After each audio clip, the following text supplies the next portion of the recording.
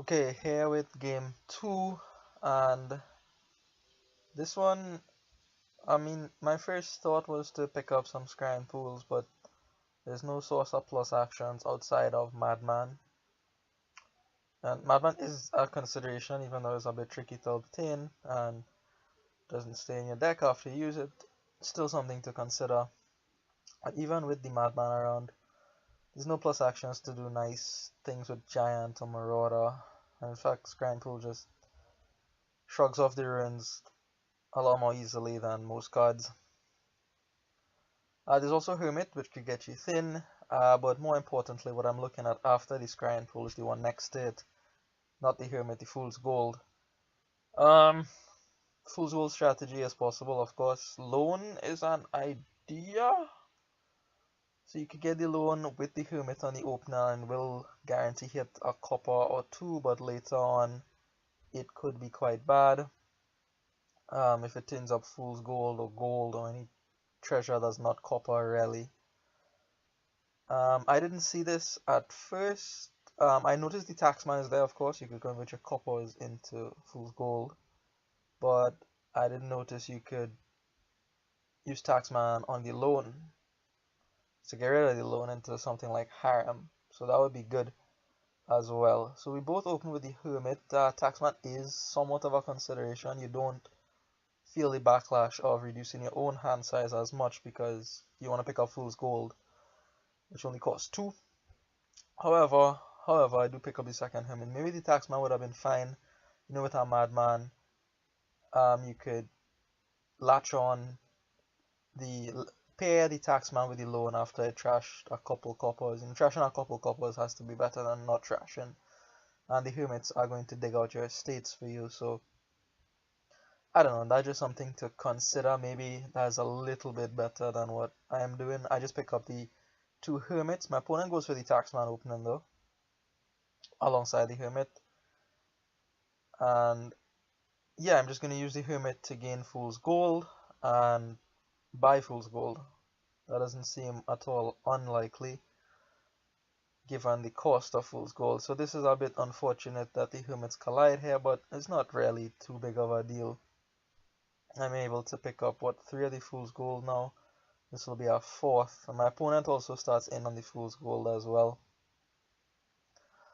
So 4 Fool's Gold for me, and actually no Hermit for my opponent or Taxman. So I'm able to pick up 6 of the 10 Fool's Gold. So I have that split going for me. So I'm happy about that, of course. Just concealing a bit of information here. I don't know if that's worth anything at all. So here I have 7, which is a little bit uncomfortable. 8 is a much easier decision to make. I could pick up a Harem, for example. I could pick up a gold. Adding golds in Fool's Gold things I find is not bad at all. In when you're playing Fool's Gold like this with a lot of money, so adding the gold I don't think is bad at all. The real decision for me is whether to play this Hermit or not, whether to add silvers. And in general, I think if you're playing a money strategy, just put money in your deck, just pump it. So that's why I'm gonna pick up the silver here. My opponent gained a Madman last turn, so those are going to be key. Every time you play a Madman, it very nearly means province because you're gonna draw a lot of cards and potentially pair Fool's Gold together. So I pick up a silver and a gold on my last turn, a province each for us now, showing off the Fool's Gold.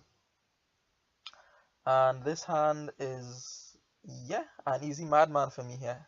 I can easily pass up not buying the silver and picking up the Madman, and even more so now that my opponent demands a copper for his payment via the Taxman. So I am going to pick up the silver again here with the Hermit and not... Oh, sorry, I'm going to replace my Hermit, correction.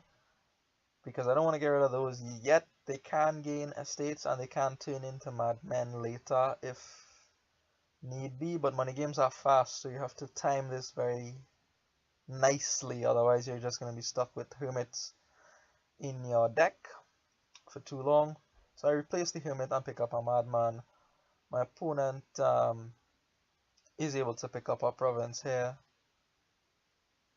triggering their Madman, and so now I have the only Madman in the game, right? But my opponent has quite a few hermits. I only have 2 of these hermits, and I've trashed 1, so I picked up 3 total. My opponent has picked up 4 total, I believe. And here the hermits collide. I pick up a duchy here because I expect, well, I'll get the province soon. My opponent might get the province soon, and there'll be 3 left, and then it'll be, you know, duchy time. So I think buying the duchy there was okay. It was reasonable. Not sure.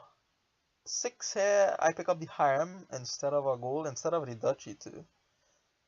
I don't know, like, you're not so pressed yet. There's still 5 provinces left. The duchy on 5, I can more easily make that decision. On 6, maybe a harem is better, you know, you don't need that boost up points as much, and the harem can boost your economy a little bit, which I think is still worthwhile. There still might be a shuffle or 2 left. So Mr. Taxman here comes, and I demand silver this time, just getting, you know, more and more audacious with his demands. Puts me off province, and I am just going to pick up a harem compensation. Compensatory harem. Anyways, so again, and all the hermits I empty now. My opponent has emptied all the hermits, presumably trying to convert them all into madmen. They have 1 madman. This is my only madman that's gone off here.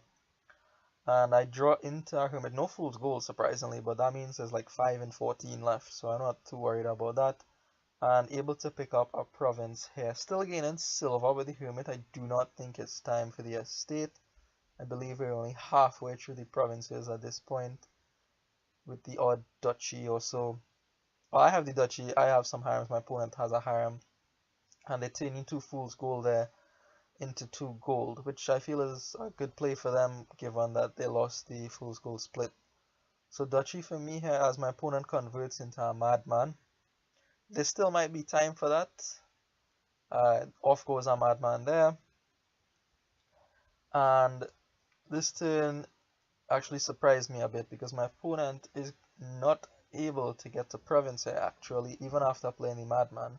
What comes out is the taxman, which fails this time because he asked for the wrong thing. Mr. Taxman, haha, changes a copper into a silver, of course, and a hermit comes out. And I believe now my opponent does gain the estate here and goes for province. So here, I could keep all my fool's gold, but I am going to exchange 1 of them. It does not knock me down from province by doing so, and I get to top deck a gold. At this point, my deck is also starting to get bigger, so the fool's gold are less likely to pair anyway. And top decking a gold at this point in the game might be good, given that there's just 2 provinces left. And so here I think my opponent has the decision as well, whether to react there.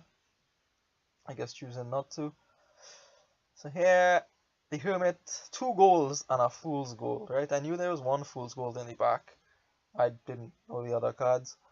But this is 1 short of province. Again, so you see if this hermit was like a silver, had I replaced it with a madman or something, I'd have been in a much better position. But like I said, the timing of conversion is very tricky.